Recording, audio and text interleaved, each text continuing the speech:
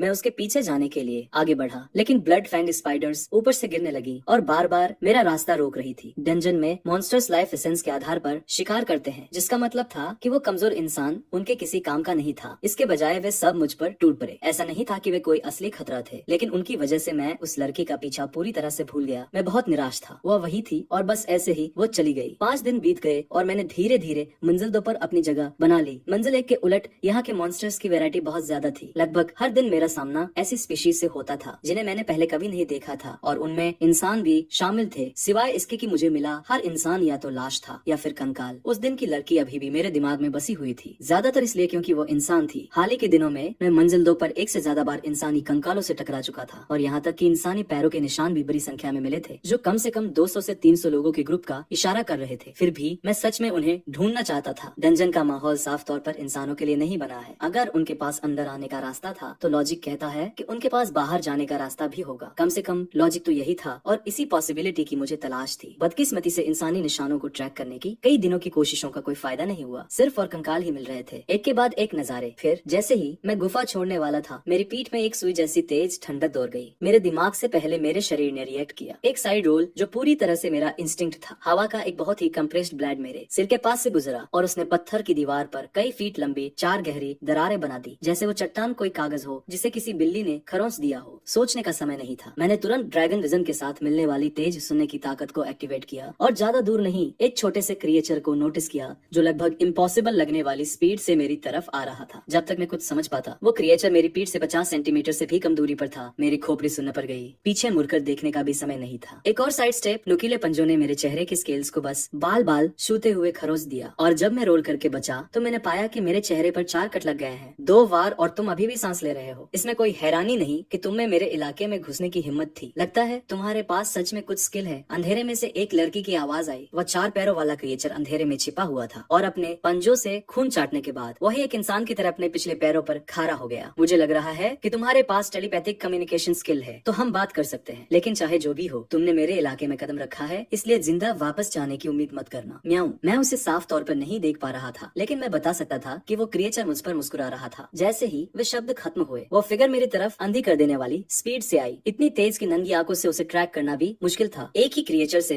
एक साथ दर्जनों लोगों से घिरे होने का एहसास मैंने कभी सपने में भी नहीं सोचा था कि मेरा सामना ऐसे दुश्मन से होगा जिससे निपटना इतना नामुमकिन होगा। जब तक मैं अपने वाइटल्स को बचा कर रखता और एक ही वार में मरने वाले अटैक से बचता, मैं जल्दी नहीं मरता। लेकिन इस क्रिएचर की अजीब स्पीड ने मुझे लगभग पूरी तरह से बेबस कर दिया था। अगर ऐसा ही चलता रहा तो आज नहीं तो कल मैं मारा ही जाऊंगा, और ये क्रिएचर साफ तौर पर मारने के इरादे से ही आई थी। एक न जीतने वाली सिचुएशन का सामना करते हुए मैंने बिना किसी झिझक के ट्रूथ में स्किल ट्री मैप निकाल लिया। मैंने पहले भी स्किल ट्री की स्टडी की थी। हालांकि ये कॉम्प्लेक्स लगता था, लेकिन ज्यादातर स्किल्स सिर्फ अपग्रेड्स या पहले से मौजूद स्किल्स की ही ब्रांचेस थी, और बिना जरूरी शर्तों को पूरा किए उन्हें अनलॉक नहीं किया जा सकता था। लेकिन बेस लेवल की स्किल्स, उन्हें मैंने बहुत पहले ही ऐसे ही किसी पल के लिए याद कर लिया था। अनलॉक ड्रैगन परसेप्शन, एक अनलॉक पॉइंट यूज हुआ। Unlock bat, unlock mental focus, एक अनलॉक पॉइंट यूज हुआ। Unlock date, unlock pulse, 5 unlock points use हुए। अनलॉक स्किल ट्री पर रोशनी की एक किरण दौड़ गई, जैसे ड्रैगन परसेप्शन और मेंटल फोकस के नोड जल उठे। मेरी आंखें झटके से खुली और पलक झपकते ही दुनिया अलग दिखने लगी। मैं घूमा और अपने पीछे की खाली हवा में मुक्का मारा। एक तेज इम्पैक्ट और एक आफ्टर इमेज उड़ती हुई गई। बिना कुछ कहे मैंने ड्रैगन ब्रेथ के एक ब्लास्ट के साथ फॉलो अप किया। उस क्रिएचर को चीखने तक का समय नहीं मिला। नीली आग के एक सैलाब ने पल भर में पूरे अंडरग्राउंड कमरे को निगल लिया। मैंने अपनी सांस नॉर्मल की और जल्दी से अपने स्टैट्स चेक किए। इसकी कीमत बहुत ज्यादा चुकानी पड़ी थी, लेकिन इस बारे में सोचने का समय नहीं था। मैंने नोटिस किया कि मेरे एक्सपीरियंस पॉइंट्स बिल्कुल भी नहीं बढ़े थे, जिसका मतलब था कि टारगेट मरा नहीं था। मेरा दिल धड़कने लगा। व्हाइट ड्रैगन ब्रेथ का इतना करीब से लगना कोई छोटी बात नहीं थी। मैं आगे बढ़ा जब तक कि मैंने कोने में उस झुलसे हुए क्रिएचर को नहीं देख लिया। तभी जाकर मेरे दिल को फाइनली कुछ सुकून मिला। लेकिन जैसे ही मैंने साफ तौर पर देखा कि वो क्या है, मेरे अंदर कुछ बहुत जोर से एंट गया। Mutant mongoose, level 51, humans type, legendary mid tier monster, shape shifted form, reproductive value बहुत हाई। पॉप अप को घूरते हुए एक ऐसा दर्द जो मैंने पहले कभी महसूस नहीं किया था मेरी छाती में उठने लगा। मैंने लगभग एक मुंगूस को मार ही डाला था। मुंगूस डंजन की दूसरी मंजिल पर पाए जाने वाले एक कॉमन मॉन्स्टर है। दिखने में बिल्ली जैसे, लेकिन चेहरा इंसान के ज्यादा करीब और 2 पूंछ वाले। ये एक कॉमन मामूली मॉन्स्टर के अलावा और कुछ नहीं होना चाहिए था। लेकिन मैंने कभी सपने में भी नहीं सोचा था कि मेरा सामना एक ऐसे मंगूस से होगा जिसने अपना शेप शिफ्टेड फॉर्म पूरा कर लिया हो। बिल्ली के कानों और पूंछों को छोड़कर उसका हर एक हिस्सा पूरी तरह से इंसान जैसा दिख रहा था, चाहे आप उसे कैसे भी देखें। हालांकि उसके शरीर का 80% से ज्यादा हिस्सा जल चुका था, फिर भी आप समझ सकते थे कि वो पहले कैसी दिखती होगी। और मैं, जिसने कभी किसी दुश्मन को खत्म करने में झिझक नहीं दिखाई। खाई थी। मैंने खुद को आखिरी वार करने में बेब्स पाया। किस बात का इंतजार है, मुझे मार ही डालो म्याऊं। मुंगूस ने मुझे जलती हुई नफरत के साथ घूरा और मैंने खुद को सच में हैरान पाया। काफी देर सोचने के बाद मुझे फाइनली एक आधा अधूरा सा बहाना मिल ही गया और मुझे इतने बिल्ली का मीट टेस्टी नहीं होता, बहुत खट्टा और फूला हुआ, और मुझे इतने दुबले पतले शिकार पसंद नहीं है। शेफ शिफ्टेड नेवले ने एक ठंडी सांस छोड़ी। तुम्हें लगता है कि मैं बेबस दिख रही हूँ, इसलिए तुम्हें मुझे खाने में दया आ रही है। आज मुझे छोड़ दो और अगली बार मैं ही तुम्हें जान से मारूंगी।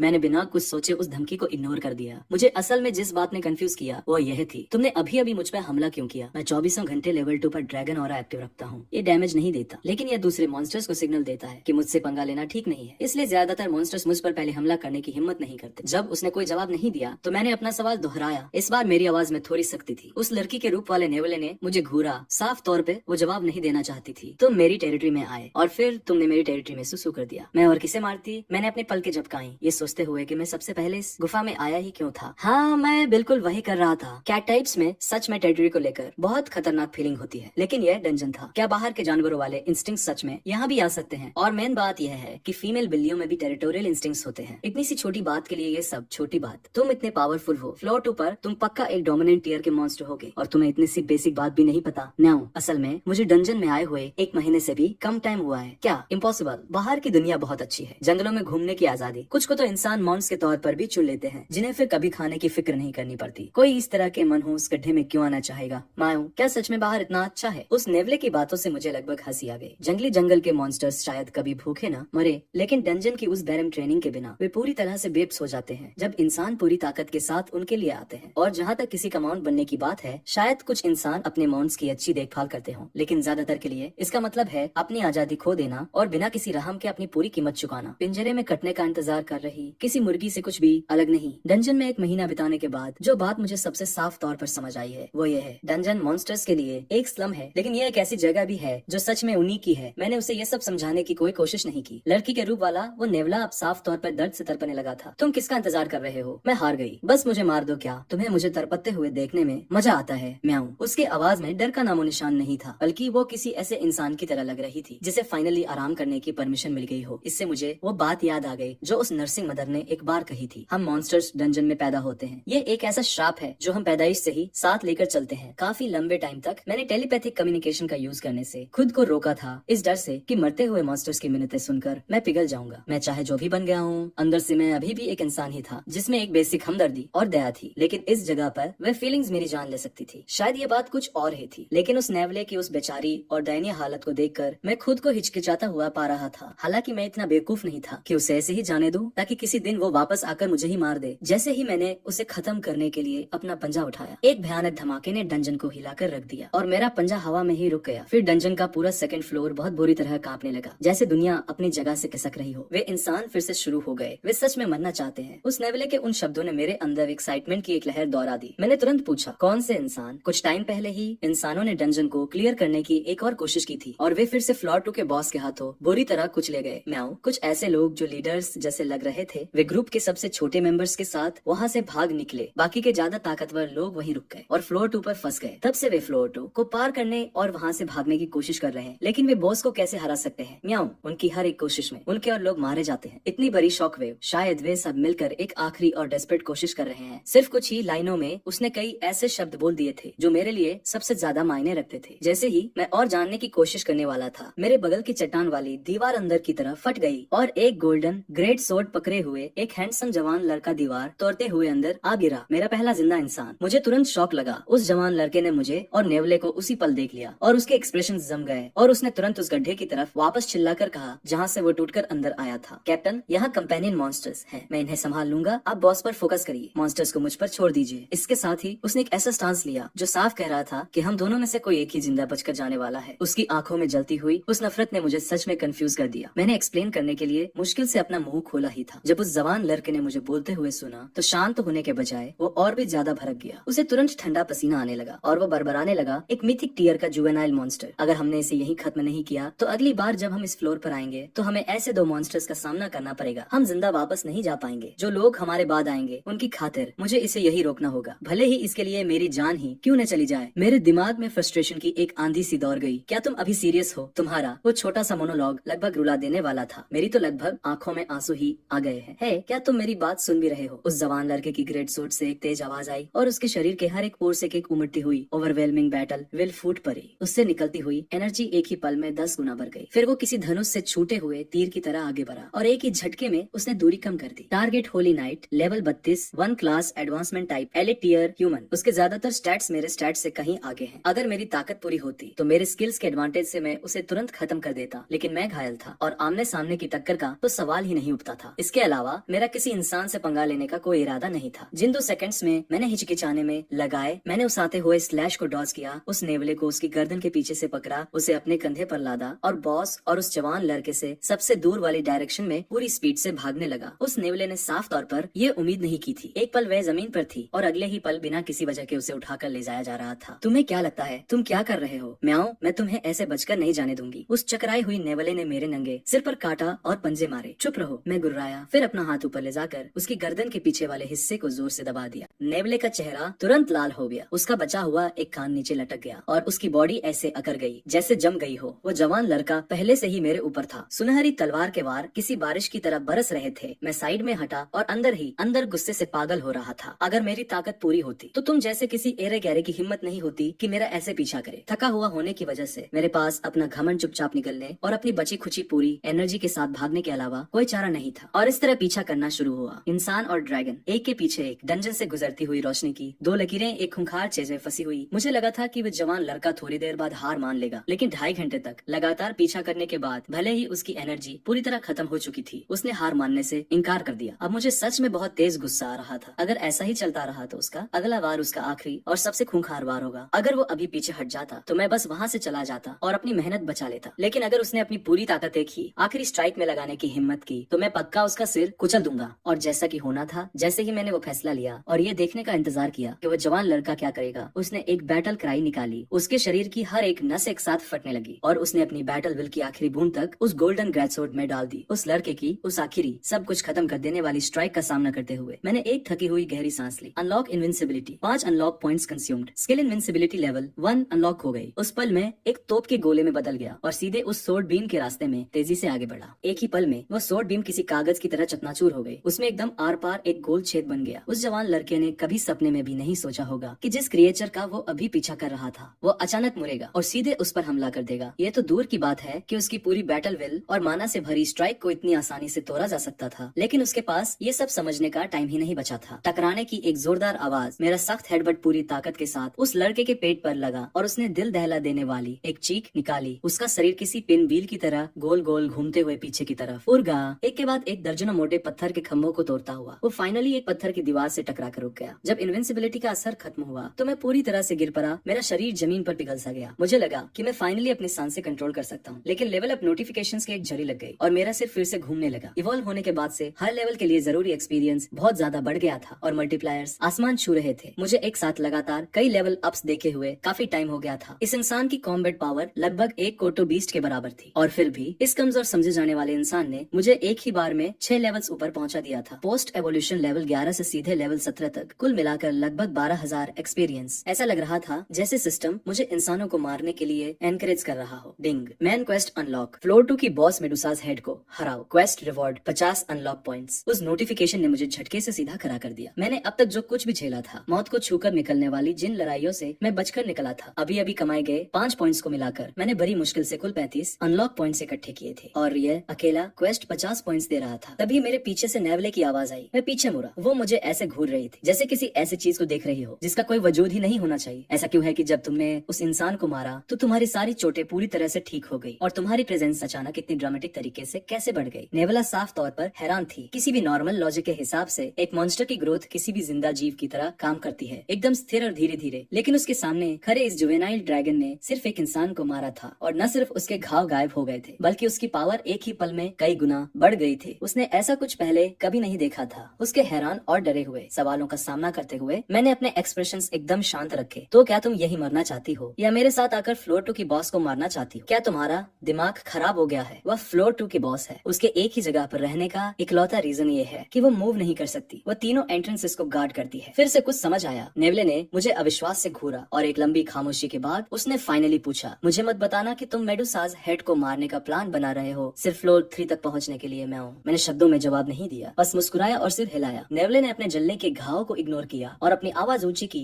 अपनी करंट स्ट्रेंथ के साथ। तुम बिना पसीना बहाए मुझे भी कुचल सकते हो। जब तक तुम मेडुसाज हेड के पास नहीं जाते, तुम इस पूरे फ्लोर पर बिना किसी रोक टोक के राज कर सकते हो। बिना किसी वजह के खुद को खतरे में क्यों डालना। म्याऊं। तुमने अभी अभी मेंशन किया था कि वे इंसान फ्लोर 2 की बॉस से लड़ रहे हैं क्योंकि वे डंजन से बाहर निकलने की कोशिश कर रहे हैं। सही कहा ना? जैसे ही मेरे ये शब्द बाहर आए, नेवला पूरी बात समझ गई। मुझे मत बताना कि तुम सच में डंजन से बाहर निकलना चाहते हो। मैं सब कुछ समझते हुए मुस्कुराया। तो और गहराई में जाना ही बाहर निकलने का असली रास्ता है। बताओ, तुम डंजन से बाहर कैसे निकलते हो? क्या तुम बातों में फंसाकर मुझसे उगलवाने की कोशिश कर रहे हो? मैं हूँ तो क्या हुआ अगर मैं ऐसा कर रहा हूँ? तुमने पहले ही मुंह से बात निकाल दी है। बेहतर होगा कि मुझे पूरी बात ही बता दो। मैं तुम्हारी मदद क्यों करूँ? नेवला भड़क गई। ठीक है, मत करो। इत्तेफाक से मेरे पास एक ऐसी स्किल है जो सीधे दिमाग को एक्सेस कर सकती है। हालांकि इस प्रोसेस में काफी दर्द होता है। अगर तुम नहीं बोलोगी तो मैं खुद ही अंदर जाकर देख लूंगा। नेवले का चेहरा पीला पड़ गया। डंजन में इस तरह की स्किल्स कोई अनसुनी बात नहीं है। फ्लोर 3 के बाद से कुछ खास साइकिक टाइप के मॉन्स्टर्स इनका इस्तेमाल करने के लिए जाने जाते हैं। उसे डगमगाते हुए देखकर मैंने इसका फायदा उठाया। अगर तुम मुझे बताती हो और मेरे साथ काम करने के लिए राजी हो जाती हो तो मैं न सिर्फ तुम्हें जिंदा छोड़ूंगा बल्कि तुम्हारी हर एक चोट को हील कर दूंगा। एक हाथ से दो और दूसरे हाथ से डराओ। मुझे पता था कि ये कैसे काम करता है। मेरे पास असल में मेमोरी एक्सट्रैक्शन स्किल है, लेकिन इसकी कीमत 20 अनलॉक पॉइंट्स है। अगर मैं उन्हें खर्च करने से बच सकता तो मैं पक्का बचता। इन शब्दों पर नेवले का कान फरका। एक लंबे पॉज के बाद उसने मेरी नजरों से नजरें मिलाई, थोड़ी चौकन्नी लेकिन क्यूरियस। तुम्हारा मतलब सच में वही है? म्याऊं। मैंने अपनी छाती ठोंकी। किया हुआ वादा वापस नहीं लिया जा सकता। हमारी बातचीत के दौरान मुझे पता चला कि असल में डंजन के अंदर आने और बाहर जाने के कई रास्ते हैं। इंसान सबसे ज्यादा स्पैटियल ट्रांसफर मैजिक का इस्तेमाल करते हैं, लेकिन मॉन्स्टर्स के लिए वो मैजिक सीखना लगभग इम्पॉसिबल है। एक मॉन्स्टर्स के लिए जो डंजन में फंस गया है, बाहर निकलने का सिर्फ एक ही रास्ता है। फ्लोर 1 से लड़ते हुए पूरे फ्लोर 5 तक जाओ और एक बार जब तुम फ्लोर 5 के फाइनल बॉस को हरा दोगे तो तुम डंजन से बाहर निकलकर बाहरी दुनिया में जा सकते हो। लेवाइथन के लगभग ना हिलाई जा सकने वाली पावर के बारे में सोचकर मैं कांपने से खुद को रोक नहीं पाया। तुम्हारे चेहरे का ये लुक, क्या तुमने सच में लेवाइथन को कहीं देखा है? म्याऊं। मैंने सिर हिलाया और फिर वो सवाल पूछा जो मुझे परेशान कर रहा था। क्या तुमने ये नहीं कहा था कि डंजन का हर फ्लोर एक अलग स्पेस है, कि मॉन्स्टर्स उनके बीच अपनी मर्जी से आ जा नहीं सकते? वो रूल लेवाइथन पर लागू नहीं होता। म्याऊं। वो एक एंशिएंट गॉड का माउंट था, पूरे डंजन का सबसे पावरफुल जीव। वह डंजन के हर फ्लोर के बीच अपनी मर्जी से आ जा सकता है और उसे कोई नहीं मार सकता, उसे कोई नहीं रोक सकता। म्याऊं। वो डंजन में सिर्फ इसलिए रहता है क्योंकि वो खुद ऐसा चाहता है। तो तुम्हारा बाहर जाने का यह सपना, अगर सच कहूँ तो ये एक ख्याली पुलाव के अलावा और कुछ नहीं है। म्याऊं। अपनी बात खत्म करते ही नेवले की ताकत पूरी तरह जवाब दे गई और वह हाफते हुए जमीन पर गिर पड़ी। उसके घाव बहुत गहरे थे और उसके हेल्थ हर पल गिरती जा रही थी। इस हिसाब से उसकी सांसें रुकने में शायद मुश्किल से 10 मिनट बचे थे। उसे मौत के मुहाने पर झूलता हुआ देखकर मैंने सोचा और हील स्किल और कंडन सेट पर 4 अनलॉक पॉइंट्स खर्च करने का फैसला किया और नेवले की हर एक चोट को हील कर दिया। वो पलक झपकते ही जमीन से उछलकर खड़ी हो गई और अपने ही हाथों और पैरों को अविश्वास से घूरने लगी। तुमने अभी अभी क्या किया? मैं ये वादा तो नहीं कर सकता कि तुम कभी डंजन से बाहर जा पाओगी, लेकिन मैं ये वादा कर सकता हूँ कि इस फ्लोर पर तुम कभी भूखी या बिना प्रोटेक्शन के नहीं रहोगी। क्या तुम मेरे साथ चलोगी? नेवला अभी भी उस शौक से बाहर नहीं आई थी। वह बस अपने सामने खड़े उस अजीब से जीव को खाली नजरों से घूर रही थी। एक लंबी खामोशी के बाद वो फाइनली बोली, तो तुम्हारा मतलब है कि तुम मेडुसाज हेड को मारने वाले हो? मैंने सिर हिलाया। तुम्हारी ताकत सच में इम्प्रेसिव है। अब तक फ्लोर 2 पर मुझे मिले किसी भी मॉन्स्टर से सबसे ज्यादा ताकतवर। ये सुनकर नेवला घमंड से फूल गई। जाहिर सी बात है म्याऊं, इस पूरे फ्लोर पर मुझसे ज्यादा ताकतवर सिर्फ वो चुड़ैल मेडुसा ही है। म्याऊं। फिर नेवले की टोन पूरी तरह बदल गई। लेकिन मैं तुम्हारे लिए अपनी जान खतरे में क्यों डालूं? म्याऊं। मेडुसाज हेड को मारो और तुम फ्लोर 2 के टॉप पर पहुंच जाओगी, इस पूरे लेवल की क्वीन। क्या ये तुम्हें अच्छा नहीं लग रहा? ये शब्द सुनकर नेवले का कान फड़का। उसने अपना सिर नीचे किया। होंठ चुपचाप उन्हीं शब्दों को दोहरा रहे थे। फ्लोर के टॉप पर क्वीन। 2 सेकंड बाद उसने अपना चमकता हुआ चेहरा उठाया और अपना जवाब दिया, ठीक है, चूंकि तुमने मेरी जान बचाई है इसलिए मैं तुम्हारी मदद करूंगी, बस इसी एक बार के लिए। वैसे क्या तुम सच में एक ड्रैगन हो या किसी तरह के कुत्ते हो? एक ड्रैगन क्यों? लगता तो नहीं। क्या तुम ये कह रही हो कि मैं एक कुत्ते जैसा दिखता हूँ? हाँ, एक छोटा काला कुत्ता, गोल मटोल पेट, सिर भी कुत्ते जैसा ही है। मैं आज से तुम्हें डॉग बॉय बुलाऊंगी। मैं बिना कुछ बोले बस उसे घूरता रहा। वैसे क्या तुम भी एक कुत्ते जैसी नहीं हो? तुमने उस इंसान को मारने से पहले उसे बुरी तरह थका दिया था, फिर मुझे वापस हील करने के लिए चोट पहुंचाई थी। जो भी हो, तुम मुझे जो चाहो बुला सकती हो। और तुम्हारा क्या? तुम्हारा नाम क्या है? मेरा कोई नाम नहीं है। डंजन के मॉन्स्टर्स के नाम नहीं होते, इसका कोई मतलब नहीं है। तो फिर ठीक है, तुम मुझे डॉग बॉय बुलाती हो, मैं तुम्हें कैटकरल बुलाऊंगा। ये सुनते ही नेवले की पूंछ जमीन पर जोर से पटकी गई। कैटकरल, ये कैसा नाम है? चलो चलते हैं। कैटगर्ल ने मेरी झूलती हुई आकृति को बत्तख की तरह चलते हुए देखा और धीरे से बड़बड़ाई, वैसे असल में मेरा एक नाम है, तुम्हें पता है? फिर वो उछलकर आगे बढ़ी और मेरे पीछे पीछे चलने लगी। कुछ ही मिनटों बाद हम फ्लोर 2 और फ्लोर 3 के बीच की बाउंड्री पर पहुंच गए। इंसानी सैनिकों को अभी भी मेडुसास हेड के साथ लड़ाई में फंसा हुआ देखकर मैंने इंतजार करने और उन्हें एक दूसरे को थकाने देने का फैसला किया ताकि मैं आसानी से शिकार कर सकूं। जब से मैं डंजन में आया था मैंने नोटिस किया था कि यहाँ के मॉन्स्टर्स को लेवल अप होने या स्किल्स का कोई कॉन्सेप्ट ही नहीं पता था। उनके उनके लिए लेवल अप होना बस जिंदा रहने का एक बाय प्रोडक्ट नतीजा है। स्किल्स जिंदा रहने के औजारों के अलावा और कुछ नहीं है, और मारना सिर्फ पेट भरने का एक जरिया है। इसलिए नेवले जैसे म्यूटेंट ब्रीड्स अलग प्रजातियों को छोड़कर ज्यादातर बीस्ट एक सिंपल रूल फॉलो करते हैं, वे जितना ज्यादा जीते हैं उनका लेवल उतना ही ज्यादा होता है। मेडुसाज हेड सेकंड फ्लोर की बॉस कम से कम 500 सालों से जिंदा है, उसमें हिलने डुलने की कोई एबिलिटी नहीं है, फिर भी वह एक फिक्स्ड स्थिर तोप की तरह अपनी जगह पर डटी हुई है, उस कॉरिडोर को गार्ड कर रही है जो सेकंड फ्लोर को थर्ड फ्लोर से जोड़ता है। कोई भी इंसान जो सेकंड फ्लोर को जीतने की कोशिश कर रहा हो और कोई भी बीस्ट जो हायर लेवल्स की तरफ बढ़ना चाहता हो, उसे उस कॉरिडोर से गुजरना ही होगा। इसलिए जब तक वह इस पोजीशन पर है, शिकार की एक कभी न खत्म होने वाली लाइन खुद ही उसके पास आती रहती है। उन इंसानों को एक के बाद एक बिना किसी डर के मेडुसाज हेड पर हमला करते हुए देखना और फिर एक एक करके बहुत बुरी मौत मरते हुए देखना। नंबर्स के हिसाब से शुरू में ये कम से कम 200 लोगों की एक रेडिंग पार्टी हमला करने वाला ग्रुप रही होगी, और अब मुश्किल से 1 दर्जन लोग ही जिंदा बचे हैं। इंसान कितने बेवकूफ होते हैं माओ, उन्हें पता है कि वे जीत नहीं सकते, फिर भी वे यहाँ मरने के लिए आ जाते हैं। कैटल उन्हें ऐसे देख रही है जैसे कोई कॉमेडी शो एंजॉय कर रही हो। मैं अपने एक्सप्रेशंस एकदम ब्लैंक खाली रखता हूँ, उनकी जान मेरे लिए कोई मायने नहीं रखती। मैं बस ये चाहता हूँ कि वे और जोर लगाएं ताकि मेडुसाज हेड की ज्यादा से ज्यादा हेल्थ कम कर सके। उसके स्टैट्स सच में डरावने हैं, उसका पूरी ताकत के साथ सामना करना सुसाइड आत्महत्या करने जैसा होगा। इंसानों की वेव टैक्टिक्स लहरों की तरह हमला करने की तकनीकें फेल हो गई है, लेकिन मेडुसाज हेड को सच में काफी डैमेज हुआ है। आने वाले काफी लंबे टाइम तक वो फिर से इतनी कमजोर नहीं होगी, और मेरा यहाँ मौजूद हर एक इंसान को मरने देने का कोई इरादा नहीं है। जो लोग जिंदा बचे हैं वे अभी भी मेरे काम आ सकते हैं। अब तक सिर्फ 9 इंसान बचे हैं। मैं सोचने के लिए हर एक सेकंड का यूज करता हूँ, हर पॉसिबल स्ट्रेटेजी संभव रणनीति को पूरी स्पीड से अपने दिमाग में दोहराता हूँ। मेडुसाज हेड का परसेप्शन महसूस करने का स्टैट 8000 है। सरप्राइज अटैक का तो सवाल ही नहीं उठता, लेकिन सीधे सीधे सामना करना, यहाँ तक कि उसकी अभी की कमजोर हालत में भी जीतने का कोई चांस नहीं देता। आखिर में मैं अपने सारे अनलॉक पॉइंट्स कॉमेट स्ट्राइक में डालने का फैसला करता हूँ, और फिर उसकी हेल्थ बार को चीरने के लिए अपना सबसे भयानक वार करूंगा। उसके बाद मैं उसे एक लंबी और थका देने वाली लड़ाई में हराऊंगा। बस यही जीतने का इकलौता रास्ता है। मैं अपना हर एक अवेलेबल अनलॉक पॉइंट लगा देता हूँ। यह आर या पार की लड़ाई है, उस युवा नाइट के साथ मेरी लड़ाई, और उसके बाद मैंने जो कुछ भी देखा है उससे मुझे पता है कि ये इंसान मौत के डर के बिना लड़ते हैं। जब उनके पास कोई रास्ता नहीं बचेगा तो वे एक आखिरी सुसाइडल चार्ज आत्मघाती हमला करेंगे। जैसे ही मैं सोचना खत्म करता हूँ, जिंदा बचे 9 इंसान एक दूसरे को खींचकर अपने पैरों पर खड़ा करते हैं और एक साथ दहाड़ते हैं। लाल रोशनी की 9 लकीरें उस खाली गुफा में भर जाती है और अंधेरे को चकाचौंध कर देने वाली दोपहर में बदल देती है। मुझे दिख गया है, मेरा टाइम आ गया है। मैं कैटगल के साथ एक नजर मिलाता हूँ, फिर आगे की तरफ छलांग लगाता हूँ। परछाइयों में छिपते हुए मैं धीरे धीरे मेडुसाज हेड की डिटेक्शन रेंज पकड़ में आने की सीमा के एकदम किनारे तक पहुँच जाता हूँ। बैटलफील्ड पर इंसान एक के बाद एक गिरते जा रहे, और अब सिर्फ 3 बचे हैं, जिनमें से एक अपने शरीर से दूसरों को बचा रहा है। आखिरी 2 इंसान फाइनली मेडुसाज हेड तक पहुँच जाते हैं, हवा में छलांग लगाते हैं और एक भाला और एक ब्लेड सीधे उसके निचले जबड़े में घोंप देते हैं। मेडुसाज हेड एक पागलों जैसी चीख निकालती है, क्योंकि उसका फिजिकल डिफेंस 0 हो चुका है। 2 कमजोर इंसानों का वो हमला एक ही वार में उसकी 1000 से ज्यादा हेल्थ खत्म कर देता है। ठीक उसी पल कैटगल अपने बीस्ट फॉर्म में उस मौके का फायदा उठाती है और रोशनी की एक सिल्वर लकीर की तरह मेडुसाज हेड की तरफ तेजी से बढ़ती है। लेकिन मेडुसाज हेड के 8000 से भी ज्यादा परसेप्शन के सामने वो अभी भी बहुत स्लो है। लगभग आधे सांपों के सिर एक पल में उसकी तरफ मुड़ जाते हैं, जैसे उन्हें पहले से ही पता था कि वो आ रही है। तो हमेशा पीछे रहने वाली ये बीस्ट सोचती है कि वह झपट्टा मारकर इनाम चुरा लेगी। परफेक्ट, मैं काफी टाइम से तुम्हें खाना चाहती थी। उस पल मेडुसाज हेड यही सोच रही थी, लेकिन जिस चीज की उसे उम्मीद नहीं थी वो इंसानों और कैटगल के अलावा एक तीसरी प्रेजेंस मौजूदगी थी। वीक पॉइंट ब्रेक एक्टिवेट होने के साथ मेडुसाज हेड की पूरी बॉडी पर कई चमकते हुए लाल स्पॉट्स दिखाई देने लगे। वे उसके फिजिकल वीक पॉइंट्स हैं। उनमें से किसी पर भी एक डायरेक्ट हिट का मतलब है मैक्सिमम डैमेज। मैं काफी टाइम से चार्ज कर रहा था। मैं फोकस करता हूँ, एक कदम आगे बढ़ाता हूँ और जमीन फट पड़ती है। मेरे चारों तरफ चट्टान के टुकड़े आसमान की तरफ उड़ते हैं। मेरी पूरी बॉडी एक तोप के गोले में बदल जाती है। मेरे रास्ते में आने वाले पत्थर के हर एक खंबे को पिघलाकर मैग्मा की नदियों में बदल देती है। लेवल 5 पर कॉमेट स्ट्राइक सारे एट्रीब्यूट्स खूबियों को उनकी वैल्यू के 4 गुना स्किल पावर में बदल देती है। एक फुल चार्ज कॉमेट स्ट्राइक सोच से भी परे पावर छोड़ती है। वह झुलसा देने वाली गर्मी और कुचल देने वाली ताकत उन सांपों को उसी जगह पलक झपकते ही चकनाचूर कर देती है। एक भयानक धमाका होता है और मेडुसाज हेड एक अजीब सी चीख निकालती है जो एक साथ चिल्लाती हुई 1000 आवाजों जैसी लगती है। वह वार उसकी खोपड़ी के पिछले हिस्से में एक गड्ढा कर देता है और वह विशाल शरीर जो 400 सालों में एक कदम भी नहीं हिला था, हवा में 100 मीटर से ज्यादा दूर उड़कर एक चट्टान की दीवार में गहराई तक जा घुसता है। मेरे पास हील करने का कोई टाइम नहीं है। मैं दूर धूल के बादलों में मुश्किल से दिखाई दे रही मेडुसाज हेड पर अपनी नजरें गड़ा देता हूँ, और जब मैं पैनल पर लाल 0 हेल्थ देखता हूँ तभी मैं फाइनली राहत की सांस लेता हूँ। जिंदा बचे हुए दोनों इंसान अविश्वास से घूरते हुए सुन्न खड़े हैं। उन्हें यकीन नहीं हो रहा कि अभी अभी एक बीस्ट ने उनकी जान बचाई है। हमने कर दिखाया, सेकंड फ्लोर की बॉस मर चुकी है। सही कहा कैंग, ऐसा लग रहा है कि 2 बीस्ट ने एक दूसरे को चीर कर रख दिया और हम जिंदा बच निकले। चौड़े जबड़े वाला वो उम्रदराज नाइट अपनी खुशी रोक नहीं पा रहा। तो अब हम क्या करें? जैंग जो छोटा नाइट है पूछता है। लू नाम का का नाइट जोर से निकलता है और उसकी आंखों की वह खुशी धीरे धीरे खून की प्यास में बदल जाती है। चाहे जो हो जाए, एक बीस्ट ही होता है। ये ड्रैगन टाइप का बीस्ट छोटा है, लेकिन मैं उसके कोर से निकल रहे प्रेशर को महसूस कर सकता हूँ। अगर इसे बढ़ने दिया गया तो ये पूरी इंसानियत के लिए एक खतरा बन जाएगा। ये कहते हुए लुओ जमीन से एक टूटी हुई तलवार उठाता है और लंगड़ाते हुए उस कमजोर कैंडल ड्रैगन की तरफ बढ़ता है। हम कभी इस नर्क से जिंदा बाहर नहीं जा पाएंगे, लेकिन मेडुसाज हेड और इस ड्रैगन दोनों को मारना यह उन लोगों के लिए सबसे बड़ा तोहफा होगा जो हमारे बाद आएंगे। जैंग एक पल के लिए हिचकिचाता है, लेकिन फिर भी वही जमीन से एक हथियार उठा लेता है। मैं उनकी हर एक बात सुनता हूँ। जिस थाली में खाते हैं उसी में छेद करते हैं। इन इंसानों पर इस कहावत से बेहतर और कुछ सूट नहीं करता, लेकिन मुझे इससे कोई फर्क नहीं पड़ता क्योंकि यह हमेशा से मेरे प्लान का हिस्सा था। कॉमेट स्ट्राइक ने मेरे स्टेमिना की आखिरी बूंद तक निचोड़ ली थी। इस हालत में रिकॉर्ड ठीक होने का सबसे फास्ट तरीका लेवल अप होना है। इंसान कमजोर होते हैं लेकिन एक्सपीरियंस पॉइंट से भरे होते हैं। वैसे भी मैं रिकवर होने के लिए उन्हें मारने ही वाला था। अगर उन्होंने थैंक्स बोला होता तो मेरी इंसानियत की वजह से शायद मैं ऑकवर्ड अजीब फील करता। उनका ये धोखा मेरे लिए इससे बेहतर और कुछ नहीं हो सकता था। लेकिन जैसे ही वे दोनों नाइट्स हमला करने के लिए आगे बढ़ते हैं और मैं काउंटर जवाबी हमला करने के लिए तैयार हूँ। जिस चट्टान की दीवार में मेडुसाज हेड अभी कुछ पलों पहले टकराई थी, वहाँ से एक कान फाड़ देने वाला धमाका होता है। वो बाहर की तरफ फटती है और एक बहुत बड़ा सांप लोगों को बीच से 2 टुकड़ों में काट देता है। मैं उस सांप को तुरंत पहचान लेता हूँ। ये मेडुसाज हेड के सांप वाले बालों में से एक है और उसी पल मुझे सब समझ आ जाता है। इसीलिए मेडुसाज हेड को मारने के बाद भी मेरे एक्सपीरियंस पॉइंट्स बिल्कुल ऊपर नहीं गए। हर तरफ से सांपों की फूफकार करीब आने लगती है। इस डंजन में मैंने जो सर्वाइवल इंस्टिंक्ट्स बनाए हैं वे तुरंत एक्टिव हो जाते हैं। एक ड्रैगन का पंजा सीधे सीने के आर पार हो जाता है। लेवल अप पूरा हुआ। मेरी हालत एक ही पल में वापस एकदम पीक पर आ जाती है। ये क्या हो रहा है? म्याऊं, क्या मेडुसाज हेड पहले ही नहीं मर गई थी? ये सांप अभी भी जिंदा कैसे है? मेरे सिर में एक सिहरन सी दौड़ जाती है। मुझे अभी अभी कुछ समझ आया है। हमारे साथ खेल खेला गया है। वह इंसानी सिर का आकार सिर्फ एक धोखा था। असली शरीर वे सैकड़ों सर्पेंट डेमन्स हैं जिनसे उसके बाल बने हैं। वो खोपड़ी तो बस एक हब है, कनेक्शन और रिजनरेशन का एक नोड। अभी सैकड़ों सर्पेंट डेमन्स 2 ग्रुप्स में बन जाते हैं। आधे मेरी तरफ आते हैं, आधे कैटगरल के पीछे जाते हैं। वे इतने सारे हैं कि हर पल हर एंगल से हमला कर रहे हैं। और सबसे बुरी बात, वे सभी सैकड़ों सर्पेंट डेमन्स एक ही जीव माने जाते हैं। उनमें से मुट्ठी भर को मारने से कोई फर्क नहीं पड़ता, लेकिन एक रास्ता है। मैं आराम से एक सर्पेंट डेमन को फाड़ कर टुकड़े टुकड़े कर देता हूँ। फिर कैटगर की तरफ देखता हूँ। अपनी फुर्ती के फायदे के बावजूद वो सिर्फ 5 या 6 को ही काट पाई है। मुझे पता है कि अगर ऐसा ही चलता रहा तो हम लड़ते लड़ते खत्म हो जाएंगे। मैं कैटगर्ल को अपनी आंखों से करीब आने का इशारा करता हूँ। इस रूप में मेडुसाज हेड की कॉम्बैट पावर बहुत ज्यादा ऊपर चली गई है, लेकिन उस खोपड़ी वाले कनेक्टर के बिना उसने अपना रीजनरेशन और मैजिक रेजिस्टेंस भी खो दिया है। सारे सर्पेंट डेमन्स का सफाया करने के लिए एक wide range area take. Medusa's head को हमेशा के लिए मारने के लिए बस इतना ही काफी है। और इत्तेफाक से मेरे पास बिल्कुल वही स्किल है, वाइड ड्रैगन ब्रेथ। ये सबसे पावरफुल ऑफेंसिव स्किल है जिसके साथ हर ड्रैगन पैदा होता है जो अपने आसपास की हर चीज को भारी एरिया डैमेज देती है। कॉमेट स्ट्राइक के साथ मिलकर ये सारे पर्सनल स्टेट्स, हेल्थ और माना को रॉ अटैक पावर में बदल देती है। इसका नुकसान यह है कि इसे यूज करने के बाद मैं मौत के कगार पर पहुंच जाता हूँ। जब तक कि कोई और रास्ता न बचे मैं कभी भी इस मूव का इस्तेमाल नहीं करूंगा। कैटगर्ल अब मेरे पास है। जैसे ही वो मुझ तक पहुंचती है मैं उसे ड्रैगन के पंजे से थप्पड़ मारकर दूर कर देता हूँ, जबकि मेरे चारों तरफ 200 से ज्यादा सर्पेंट डेमन्स हर तरफ से करीब आ रहे हैं। मैं अपने पैर जमाता हूँ, एकदम रुक जाता हूँ और अपना जबरा पूरा खोलता हूँ। एक ही पल में गुफा के हर कोने में नीली लपटें फूट पड़ती है। 200 से ज्यादा सर्पेंट डेमन्स को रिएक्ट करने का मौका भी नहीं मिलता। वे उस धधकती हुई गर्मी में पूरी तरह निगल ले जाते हैं, लेकिन उन सांपों को जलकर राख होते हुए देखकर मुझे बिल्कुल भी राहत महसूस नहीं होती, क्योंकि जब वो हीट वेव फाइनली खत्म होती है तो मुझे अभी भी मेडुसा की मौत से कोई एक्सपीरियंस नहीं मिलता। जैसे ही मैं ज्यादा होती हुई सावधानी के साथ अपने आसपास स्कैन करता हूँ, एक सुनहरा सर्पेंट डेमन चट्टानी फर्श से फूटकर बाहर आता है। उसके जबड़े खुले हुए हैं और वो सीधे मेरे माथे के बीचों बीच निशाना लगा रहा है। वो इतनी तेजी से मूव करता है कि मुझे मुश्किल से उसकी बस एक परछाई ही दिख पाती है। मेरी अभी की हालत में एक डायरेक्ट हिट का मतलब सीधे मौत होगा, लेकिन एकदम आखिरी सेकंड में कैटगर जो चट्टानों के पीछे थी अचानक खुद को आगे फेंकती है और अपनी बॉडी से मुझे कवर कर लेती है। हड्डी टूटने की एक भयानक आवाज आती है जब वो सुनहरा सांप कैटगर्ल के हाथ को जोर से जकड़ लेता है, जिससे उसके पहले से ही बहुत कम हेल्थ पॉइंट सिंगल डिजिट्स में आ जाते हैं। दर्द को बर्दाश्त करते हुए कैटगर्ल अपनी बची खुची पूरी ताकत लगाकर उस सांप को 3-4 टुकड़ों में फाड़ देती है और उन्हें हवा में उड़ा देती है। मैं देखने के लिए ट्रुथ एक्टिवेट करता हूँ और ये जानकर शौक रह जाता हूँ कि यह मेडुसाज हेड का कोर बीस्ट था। इससे भी ज्यादा यकीन न करने वाली बात ये थी कि मुझे इस बेवकूफ सी बिल्ली ने बचाया था। मैं उसकी टूटे हुए हाथ को घूरता हूँ। सच में बहुत कंफ्यूज हूँ। तुमने मुझे क्यों बचाया? किसी भी लॉजिक से सबसे सही मूव यह होता कि तुम कोर बीस्ट को मुझे मारने देती और फिर खुद उस कोर बीस्ट को खत्म कर देती। कैटगर्ल का चेहरा पीला पड़ गया है, लेकिन वह जबरदस्ती स्माइल करती है। क्या हमारी डील नहीं हुई थी? मैं हम इस चीज को एक साथ मारने वाले थे। मैं 2nd फ्लोर की बॉस बनूंगी, तुम 3rd फ्लोर पर चले जाओगे। और सबसे बड़ी बात, तुमने पहले मुझे बचाया था। ऐसा हो ही नहीं सकता कि मैं तुम्हें मरने दूं। म्याऊं, उसकी ये मासूम बातें मुझे हंसी के करीब कुछ फील कराती हैं। इंसानों और उनके उस ठंडे धोखे के बारे में वापस सोचते हुए ऐसा लगता है कि इंसानों के सबसे ऊपर होने के मेरे उस पुराने भरोसे के बारे में मुझे सीरियसली दोबारा सोचना पड़ेगा। मैं चलकर मेडुसाज हेड के बचे हुए हिस्से के पास जाता हूँ, उसकी खोपड़ी को अपने पैर के नीचे कुचलता हूँ, टुकड़ों को उठाता हूँ, उन्हें अपने मुंह में डालता हूँ, 2 बार चबाता हूँ और निकल जाता हूँ। नोटिफिकेशन, मेन क्वेस्ट 50% पूरा हुआ, अनलॉक पॉइंट्स मिल गए, करंट लेवल 20 तक पहुँच गया, एवोल्यूशन कंडीशंस पूरी हो गई है। कंप्लीशन की आवाज सुनने के बाद ही मैं फाइनली अपनी टेंशन छोड़ता हूँ और जमीन पर गिर पड़ता हूँ और जोर जोर से हांफते हुए लंबी सांसें लेता हूँ। उसी टाइम कैटगर्ल खुशी से पागल होकर अपनी बाहें मेरे चारों तरफ लपेट लेती है और अपना चेहरा मुझ पर ऐसे रगड़ती है जैसे कल हो ही ना। मुझे ये कहना पड़ेगा कि कैटगर्ल का ह्यूमन फॉर्म ऊपर से काफी इंप्रेसिव है। मैं सबसे पहले उसकी चोटों को ठीक करने के लिए कंडेंस सेट और हील यूज करता हूँ। फिर मैं मेडुसास हेड के साथ आसपास देखता हूँ। 3rd फ्लोर का रास्ता पूरी तरह से खुला है, लेकिन जैसे ही मैं कॉरिडोर में कूदने वाला होता हूँ, कैटगर्ल बोल पड़ती है। उसके चेहरे पर साफ झिझक दिख रही है। हम कितनी कमाल की टीम है। अगर तुम यही रुक जाते तो 2nd फ्लोर पर हमें कोई नहीं रोक पाता। मायू वो रुकती है जैसे उसे कोई आइडिया आया हो। उसका चेहरा लाल हो जाता है और वो अचानक बोल पड़ती है, तुम सुपर स्मार्ट हो और मैं सुपर स्ट्रॉन्ग हूँ। मैं 2nd फ्लोर की क्वीन बनूंगी और तुम मेरे रॉयल स्ट्रेटेजिस्ट बनोगे। मैं थोड़ा हैरान हूँ, मुझे नहीं पता कि इस बिल्ली के दिमाग में ऐसा कुछ ख्याल कैसे आया। मैं कंधे उचकाता हूँ। जो भी हो, मुझे हमेशा से नीला आसमान और गर्म धूप ज्यादा पसंद रही है। यह कहकर मैं आगे कदम रखता हूँ और सीधे कॉरिडोर में कूद जाता हूँ। कैटगर्ल मेरे पीछे आने की कोशिश करती है, लेकिन मेरी आवाज पहले ही नीचे के रास्ते से ऊपर आ रही होती है। 2nd फ्लोर पर अब ऐसा कुछ नहीं बचा है जो तुम्हें नुकसान पहुंचा सके। फिर मिलेंगे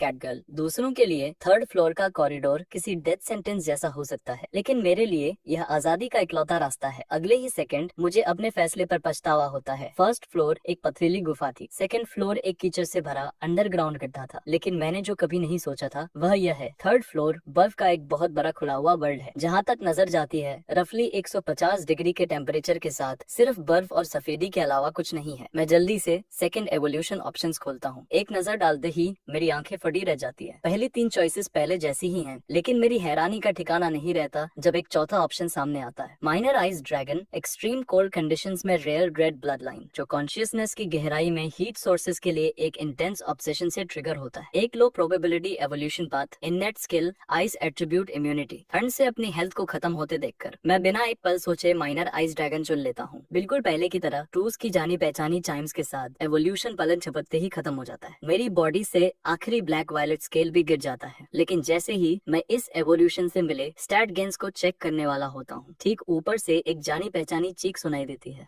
मैं तेजी से ऊपर देखता हूँ और एक बहुत बड़ी सी चीज फुल स्पीड में मेरी तरफ गिरती हुई दिखाई देती है। मेरे पास डॉज करने का भी टाइम नहीं है। Direct hit. क्या मैंने तुम्हें हटने के लिए नहीं कहा था? म्याऊं। कुछ देर एक्सप्लोर करने के बाद यह साफ हो जाता है कि 3rd फ्लोर पहले 2 फ्लोर्स जैसा बिल्कुल नहीं है। यह प्योर व्हाइट बर्फ की एक कभी न खत्म होने वाली दुनिया है। यहाँ तक कि यहाँ के बिस्ट्स भी सेमी ट्रांसपेरेंट और बर्फीले हैं, जो देखने में बिल्कुल आइस स्कल्पचर्स जैसे लगते हैं, और हर एक बिस्ट लेवल 70 या उससे ऊपर का है। 3rd फ्लोर को जितनी जल्दी हो सके पार करने के लिए कैटगर्ल और मैं यहाँ बीस्ट्स का शिकार करने और पहले अपने लेवल्स ग्राइंड करने का फैसला करते हैं। और इस तरह 10 दिनों से ज्यादा की ट्रेनिंग और एडजस्टमेंट के बाद और एक पागलपन में कई हजार आइस स्कल्पचर बीस्ट्स को मारने के बाद मेरा लेवल 2nd एवोल्यूशन लेवल 8 पर पहुंच जाता है। चूंकि हर एवोल्यूशन के बाद लेवल्स रीसेट हो जाते हैं, इसलिए अब मैं लेवल 88 के डंजन बीस्ट के बराबर हूँ। हमारे पार्टी बोनस का फायदा उठाते हुए कैटगर्ल भी इसी टाइम में लेवल 51 से लेवल 62 पर आ गई है। लेकिन जैसे जैसे हमारे लेवल्स ऊपर जाते हैं, मैं 3rd फ्लोर के कैनियन के बारे में कुछ बहुत अजीब नोटिस करने लगता हूँ। क्योंकि कैनियन के बाहर वाले बिस्ट्स लोअर लेवल के हैं, इसलिए मैं सिर्फ उसके अंदर ही शिकार कर रहा हूँ। बाहर वाले क्रिमसन वुड स्नो वुल्फ्स भले ही आइस स्कल्पचर्स जैसे दिखें, उनका खून ट्रांसलूसेंट है, उनका मांस सफेद है, लेकिन वे सच में जिंदा जीव हैं। हालांकि कैनियन के अंदर वाले स्नो वुल्फ्स की बॉडी प्योर आइस से बनी है, जिसमें कोई मांस या खून नहीं है। सबसे अजीब बात यह है कि लेवल 5 पर एक को मारने पर मुझे 200 एक्सपीरियंस मिलता था, लेकिन अब लेवल 8 पर डबल एक्सपीरियंस के लिए इंटेंसिफाइड ग्रोथ अनलॉक होने के बावजूद एक स्नो वुल्फ को मारने पर सिर्फ 50 पॉइंट्स मिलते हैं। यह मुझे एक खौफनाक पॉसिबिलिटी की तरफ ले जाता है। मैं कैटगर्ल को साथ लेता हूँ और कैनियन में और गहराई तक जाता हूँ। कोई इंस्टिंक्ट नहीं, कोई इंटेलिजेंस नहीं, बात करने की कोई एबिलिटी नहीं। सबसे शॉकिंग बात यह है कि कैनियन के अंदर गहराई में मुझे एक इंसान मिलता है जिसकी पूरी बॉडी बर्फ की बनी है। यह मेरे शक को और भी पक्का कर देता है। और चूंकि कैनियन के बिस्ट में कोई भी कमजोर बिस्ट नहीं है जो पीछे छूट गया हो, इसलिए इन सब के पीछे जो जीव है वह ओवरवेलमिंगली पावरफुल होना चाहिए, जो लगभग पक्के तौर पर 3rd फ्लोर का बॉस आइस फीनिक्स है। कैटगर्ल और मैं पूरे 3 दिनों तक आगे चलते हैं। समन्ड पपेट्स को लगातार मारने से मैं 2nd एवोल्यूशन लेवल 11 पर पहुंच जाता हूँ, जबकि कैटगर्ल लेवल 75 पर आ जाती है। लेकिन लेवल अप होने से तुम्हारी बॉडी रिस्टोर होती है, दिमाग नहीं। कैट गर्ल जिसने मुश्किल से ही आराम किया है, हर कदम पर लड़खड़ा रही है, मेरी तो बस हो गई। म्याऊं, क्या हम प्लीज थोड़ा ब्रेक ले सकते हैं? थर्ड फ्लोर का बॉस बस आने ही वाला है, उसे मारने के बाद आराम करेंगे। अगर तुम थक गई हो तो तुम यहाँ रुक सकती हो, तुम्हारी स्पीड के हिसाब से तुम 1 घंटे के अंदर मुझ तक पहुँच जाओगी। यह सुनकर कैट गर्ल मुंह बनाती है। वह साफ तौर पर मुझे अकेला नहीं छोड़ सकती, इसलिए वह दांत पीसती है और आगे चलती रहती है। डॉग बॉय, तुम कुछ दिनों से थोड़ा अजीब बिहेव कर रहे हो। म्याऊं, तुम बॉस को मारने पर इतना क्यों तुले हुए हो? क्योंकि मैं जल्दी लेवल अप होना चाहता हूँ, लेवाइथन को मारकर इस नर्क से बाहर निकलना चाहता हूँ। मेरे रीजन सिंपल हैं, मैं चाहे जो भी बन जाऊँ, अंदर से मैं अभी भी एक इंसान ही हूँ। मुझे एक शांत और पीसफुल लाइफ चाहिए। यह डंजन कभी मेरी जगह नहीं था। कैट गर्ल को देखकर लगता है जैसे वह कुछ कहना चाहती है, तभी आगे जाकर कैनियन एक बहुत बड़े खुले मैदान में बदल जाता है। मेरे कदम रुक जाते हैं। तुम क्यों रुक गए? म्याऊं, क्या तुम्हें थर्ड फ्लोर का बॉस मिल गया? कैट गर्ल भी वहीं देखती है जहाँ मैं देख रहा हूँ। वहाँ एक खुले मैदान में एक बहुत बड़ा आइस फिनिक्स बर्फ के एक घोंसले के बीचों बीच बिना हिले बैठा है, जैसे वह शुरू से हमारा ही इंतजार कर रहा हो। Target ice Phoenix, level 176, type player near superior beast, breeding value exceptionally high. यह यकीन करना मुश्किल है कि यह सिर्फ थर्ड फ्लोर का बॉस है, लेकिन सिर्फ नंबर्स अपने आप में कोई मायने नहीं रखते। यही तय करते हैं कि कौन जीतता है और कौन मरता है। मैं आगे कदम बढ़ाता हूँ, मेरी हैरानी का ठिकाना नहीं रहता जब आइस फिनिक्स पहले बोलती है, तुम मेरी शांति भंग करने क्यों आए हो? चूंकि वो बात करने के लिए तैयार है, मैं भी जवाब देता हूँ। फोर्थ फ्लोर का रास्ता तुम्हारे घोंसले के ठीक नीचे है ना? हम फोर्थ फ्लोर की तरफ जा रहे हैं। अगर तुम किनारे हट जाओ तो आज हम में से किसी को भी मरने की जरूरत नहीं है। आइस फिनिक्स अपनी क्रिस्टल जैसी साफ आंखें घुमाती है और एक लंबे पॉज के बाद बोलती है, मैं बस अपने बच्चे के साथ अनंत काल तक ही रहना चाहती हूँ। तुम्हें मेरी शांति क्यों भंग करनी है? मैं उसके नीचे देखता हूँ, वहाँ एक छोटा आइस फिनिक्स पड़ा है जो सिर्फ हड्डियों का ढांचा है। क्या वो तुम्हारा बच्चा है? आइस फिनिक्स जवाब नहीं देती, वो बस उस छोटे से कंकाल को असीम प्यार से नीचे देखती है, जैसे वो बच्चा अभी भी जिंदा हो। मेरे पास इसके लिए कोई पेशेंस नहीं है और मुझे उसकी परिस्थितियों में कोई दिलचस्पी नहीं है। मैं अपना स्टांस लेता हूँ और लड़ने के लिए तैयार हो जाता हूँ। कैट गर्ल ये सब देखती है और आइस फिनिक्स से लड़ने में हिचकिचाती हुई लगती है, किसी हमदर्दी या क्यूरियोसिटी की वजह से नहीं, बल्कि सिर्फ इसलिए क्योंकि उसे नहीं लगता कि हम जीत सकते हैं। लेकिन मुझे अभी इन सब से कोई मतलब नहीं है। तुम्हारे और तुम्हारे बच्चे के बीच जो भी हुआ, मैं बस फोर्थ फ्लोर तक पहुँचना चाहता हूँ। मेरे ये शब्द सुनकर आइस फिनिक्स अपना सिर उठाती है और मेरी तरफ कुछ कुछ गर्माहट के साथ देखती है और अपने उसी न समझ में आने वाले तरीके से आगे कहती है, मैं समझ गई, तुम भी मेरे प्यारे बच्चे के खेलने का साथी बनना चाहते हो। मेरे पेशेंस की आखिरी बूंद भी खत्म हो गई। मैंने बात करना बंद कर दिया। पल्स की ताकत का इस्तेमाल करते हुए मैं एक ब्लू ग्रीन तोप के गोले में बदल जाता हूँ और अपनी पूरी ताकत के साथ आइस फिनिक्स से टकराता हूँ। मैं अपना जबड़ा पूरा खोलता हूँ और वॉइड ड्रैगन ब्रेथ पल्स के लगातार 3 ब्लास्ट फायर करता हूँ। कैटकर तेजी से अपने दोनों आगे वाले पंजे घुमाती है और एक साथ दर्जनों विंड ब्लेड्स छोड़ती है। हमारे अटैक साइज फिनिक्स पर किसी तूफान की तरह बरसते हैं और उसकी हेल्थ को काट कर सिर्फ 1/4 कर देते हैं। लेकिन मुझे कोई खुशी महसूस नहीं होती, सिर्फ डर बढ़ता जा रहा है, क्योंकि जब से लड़ाई शुरू हुई है आइस फिनिक्स ने कोई काउंटर अटैक नहीं किया है। वो अपनी जगह से हिली तक नहीं है, किसी खंबे की तरह बिना किसी हरकत के वहीं खड़ी है। हम उस पर चाहे जो भी हमला करे। मेरे कॉम्बैट इंस्टिंक्ट्स मुझे रुकने के लिए चीख रहे हैं, लेकिन जैसे ही मैं वॉइड ड्रैगन ब्रेथ का आखिरी ब्लास्ट फायर करने वाला होता हूँ, कैनियन की दीवारों की दरारों से अचानक दर्जनों आइस बीस्ट्स बाहर आने लगते हैं। उसी पल आइस फिनिक्स, जो अब तक किसी पहाड़ की तरह शांत थी, फाइनली हिलती है। वो अपने पंख पूरी तरह खोलती है। अंदर आने वाले आइस बीस्ट